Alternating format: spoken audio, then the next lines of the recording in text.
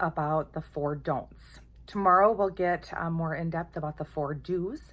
So don't number 1 is stress and putting too much on your plate, feeling anxious, worrying, and kind of getting yourself into that mindset. So stress and anxiety is estimated to affect about 80% of Americans at any given time. We have incredibly busy lifestyles and a lot of pressures and a lot of stress on us. And that has been only magnified in the environment that we're in today. Stress has such incredible detrimental effects on the immune system. There's a couple of primary reasons why stress is so detrimental. First and foremost, stress increases a hormone called cortisol. Cortisol is your stress hormone, and it prepares the body for fight or flight. So to ramp up, to prepare for that impending doom or that impending threat. But chronic stress creates a chronic elevated level of cortisol. And cortisol dampens the immune system in a couple of different ways. First and foremost, it starts to rapidly deplete most of our micronutrients, most of our vitamins and minerals, primarily the B vitamins and vitamin C. And of course, we know, we'll talk more about vitamin C in a minute, but we know vitamin C is vital for immune health. But when we have elevated levels of cortisol, it rapidly depletes because of the increase in metabolic activity to prepare for that fight or flight. It rapidly depletes our micronutrient status. That also happens to be why in periods of stress, the body craves sugar because it needs to kind of replenish the energy, and the fastest way to do that is to get jet fuel, right? Is to get sugar. So when you are in a high stress environment, whether it's acute, like an animal is chasing you, or chronic, kind of what we're experiencing right now, the body's going to go through its micronutrient stores. It's going to start to deplete the body of any micronutrients that are stored elsewhere in the body, including your bones. So it's going to start to leach calcium and that kind of thing. And then it's going to create cravings maybe that we don't normally have, or exacerbate those cravings that we do normally have. The second way that stress affects the body, besides micronutrient deficiency, is elevated levels of cortisol also downregulate other hormone production.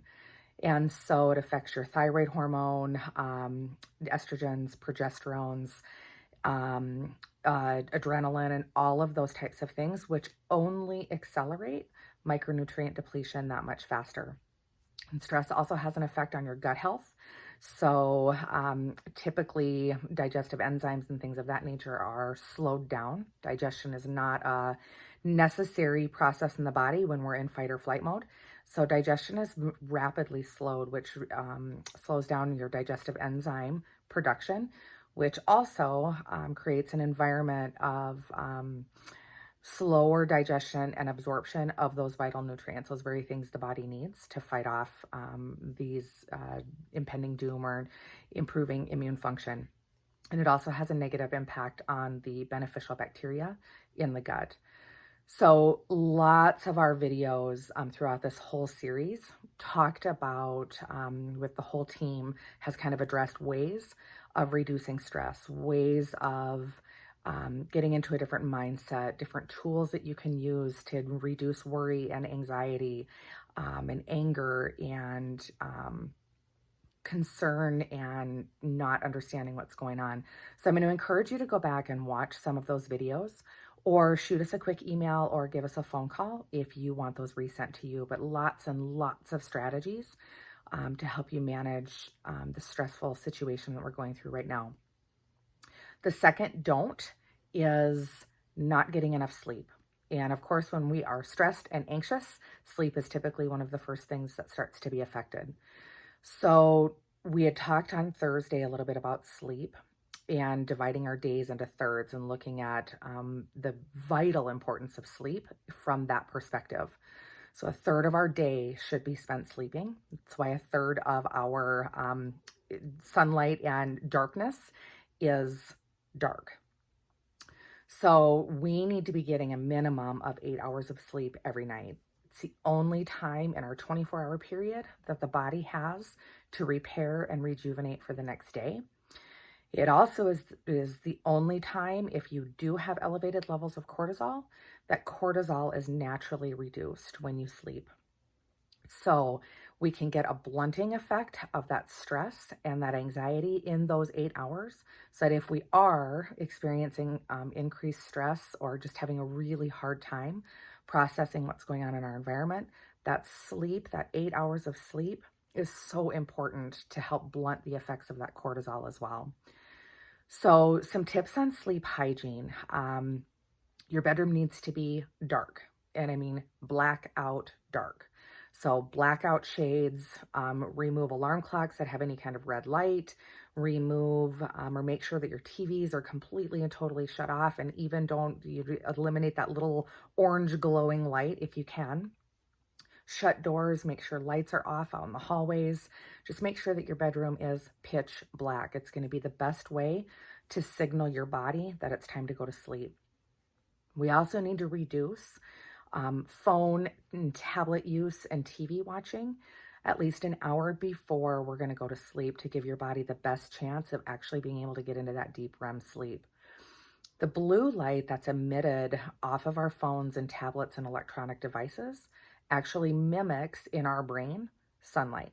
So it tricks our brain into thinking when that blue light enters our eyes that it's daylight. And so it blunts the body's ability to produce melatonin, which is your sleep hormone. It also, blue light, has a slightly stressful effect on the brain. So it's going to keep cortisol levels high and it's going to blunt the body's ability to produce melatonin. So ditch the cell phones and the tablets and the TVs. Opt for a book, put on some gentle music at least an hour before you go to sleep. Have a conversation with your spouse, talk to your kids. You can even just talk to yourself, journal, whatever it is that can get you into an environment where sleep is the next natural step for your brain to take. An Epsom salt bath right before you go to bed is also a really good idea. Epsom salts have a ton of magnesium in them, and magnesium is one of the precursors that the body needs to produce melatonin. So you're going to absorb that magnesium through the skin. It's going to have a really calm and restful effect on the whole body, including the melatonin kind of surge that we need in order to fall asleep right before the body shuts down. So an Epsom salt bath would be a perfect alternative than laying in bed with your cell phone. If you have a hard time sleeping or there's noises outside or the brain just won't shut off, white noise devices, and there's actually a lot of white noise tools that are out there now. You can get CDs to play in a CD player. If you have to have your phone in your bedroom, you can actually download an app. You have several different styles of apps on your phone. One of my favorites is an app called a Sleep Fan. I sleep with a fan in my bedroom every night just because of that white noise. And so white noise can work really well to just calm the brain and calm the thoughts if you have a hard time getting your brain to shut off at night. One last thing about sleep hygiene. Studies have proven for years and years that the cooler your bedroom is, the better you sleep at night. So bedroom's temperature should be about 65 to 67 degrees. And it should feel very, very chilly. So huddle up underneath some really cozy blankets, but get that temperature down in your bedroom. If you're a freezy bird, which I tend to be, even going up to 69 would be okay. Just make sure that it's cooler than 70 degrees and you're going to get a much, much deeper night's sleep. So the third don't that we talked about earlier this week was reducing sugar. And I cannot emphasize this enough, you guys. Sugar at any time, but especially in times of stress, has incredibly detrimental effects on your immune system in a few different ways. So we're going to really go into a deep dive here and then also talk about some tools to help you reduce that sugar intake, either knowingly or unknowingly. So Americans average 40 teaspoons of sugar a day, which is the equivalent of about 3 pounds of sugar every week. So let's put that into perspective a little bit. 40 teaspoons a day. So if you literally picked a teaspoon, just a standard spoon, out of your drawer or wherever you keep your silverware, and had a bowl of white cane sugar, and you literally just ate 40 teaspoons of sugar. That is what the average American consumes in one day. I can't even wrap my brain around that, but sugar is hidden in so many of the things that we consume. We obvious, things like brownies and cookies and, that kind of thing. But processed food is laden with sugar. It's one of the ways that the food industry can make you eat more, because the more sugar you eat, the more you crave.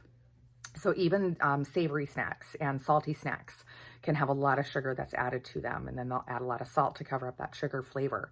But it lights our taste buds up, and it creates a sugar craving cycle. It also reduces the body's ability to know when it's full, and so you just snack and snack and snack and snack. So one of the biggest challenges with sugar, as far as its effect on your immune system, is that it increases our blood sugar very, very, very rapidly. And so sugar has a very high glycemic response. And what that means is, as soon as it enters the bloodstream, it's like jet fuel. The body will send an automatic response from the pancreas to increase insulin to get that jet fuel into your cells to be used as energy, because high blood sugar in your blood is toxic. So anyone who is a diabetic knows all about that sugar balance, that blood sugar balance. It's highly, highly toxic. So we get a massive spike in our blood sugar, an immediate insulin response from the pancreas, which the body interprets as a major stressor. So again, we're going to get a spike in cortisol and all of the detrimental effects that goes with that cortisol spiking. So it rapidly then leads to a decrease in your micronutrient stores. In order for the body to blunt the effects of that insulin and blunt the effects of that cortisol, we're going to rapidly deplete, especially our water-soluble vitamins, the B's, the A's, or the B's, the C's, primarily, in order to blunt those effects.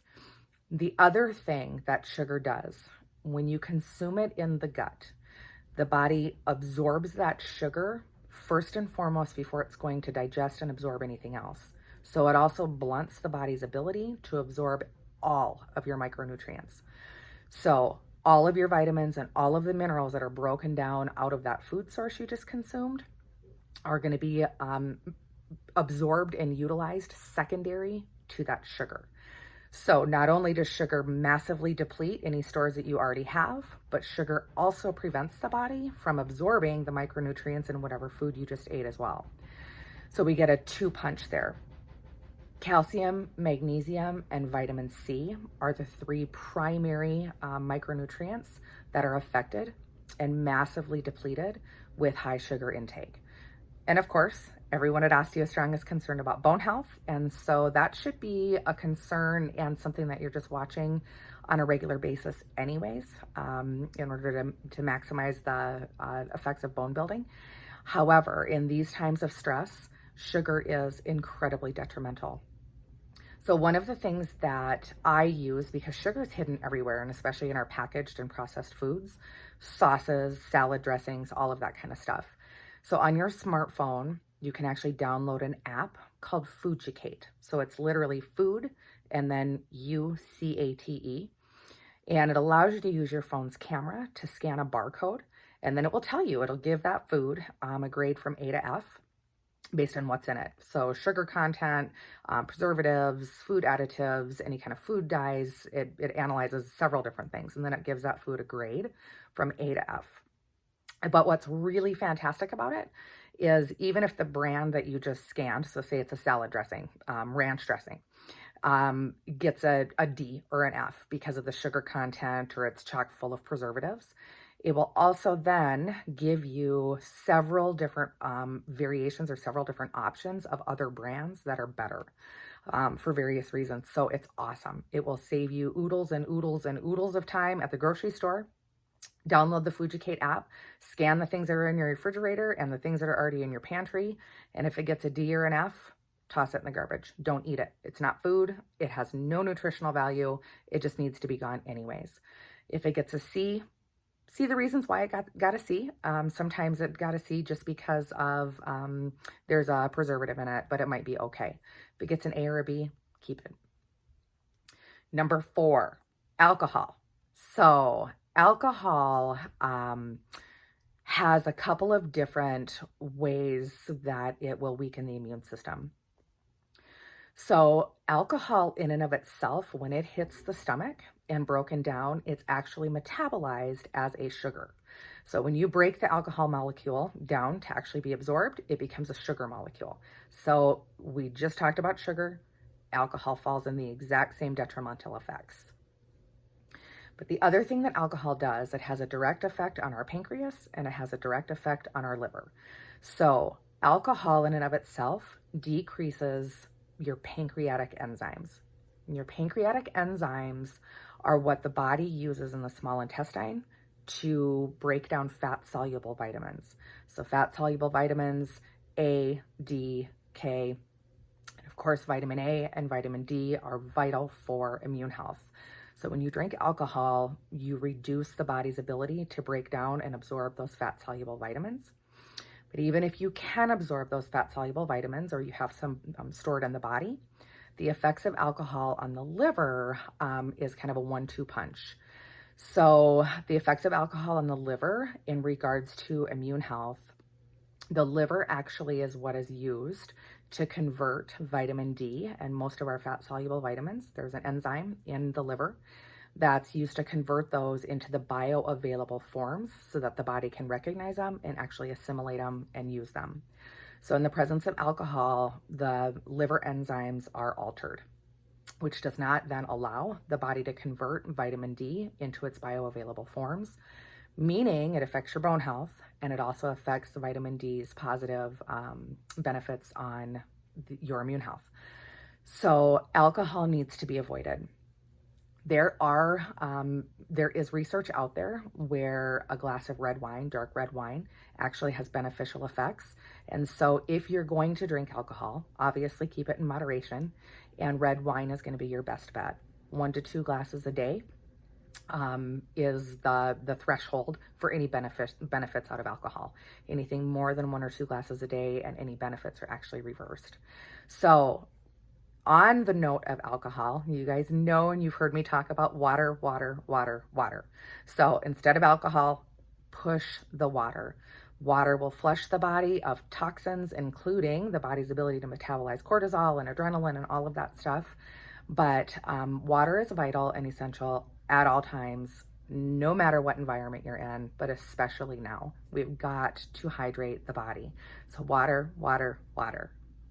I hope this has been helpful. I'll type all of this down so in the email, so it'll all be below for you guys to print out, or if you took notes, awesome. If you have any questions, want any clarifications, want to go a little bit deeper into this, or just have other questions on other detrimental things or things to avoid, respond to this email, post your comments below, send us a Facebook message, give us a call.